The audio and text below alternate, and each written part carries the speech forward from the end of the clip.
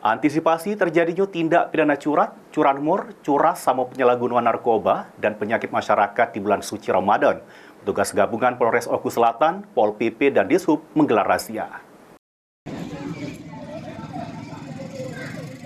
Nindaklanjuti laporan masyarakat terkait aktivitas budak muda yang galak melaku ke balap liar dan nongkrong di daluari sehingga nimbul kebisingan.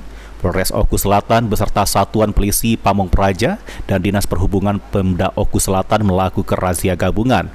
Razia gabungan yang dipimpin langsung oleh Kapolres Oku Selatan, AKBP Listiono Dwi Nugroho ini dimulai dari jam 9 dalu dan terpusat di Jalan Jenderal Sudirman, tepatnya di depan Gedung Kesenian Kecamatan Muara Duo.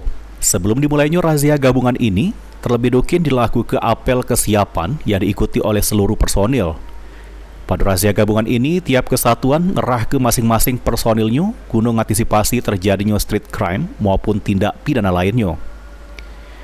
Pantauan tim liputan PAL TV di lapangan, razia gabungan ini menyasar pengendara roda 2 maupun roda 4 sampai melakukan pemeriksaan terhadap uang maupun barang yang dicurigai melintas di lokasi.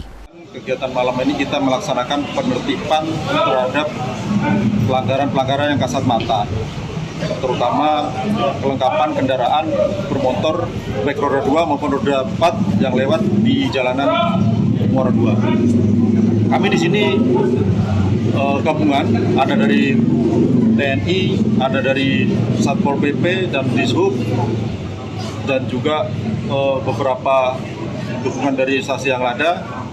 Kami ingin bagaimana kegiatan Ramadan ini dapat dilaksanakan dengan aman dan nyaman. Ini juga merespon dengan adanya banyaknya pengaduan masyarakat, baik melalui medsos maupun melalui pengaduan langsung ke Polda. Sri Fitriana, PAL TV.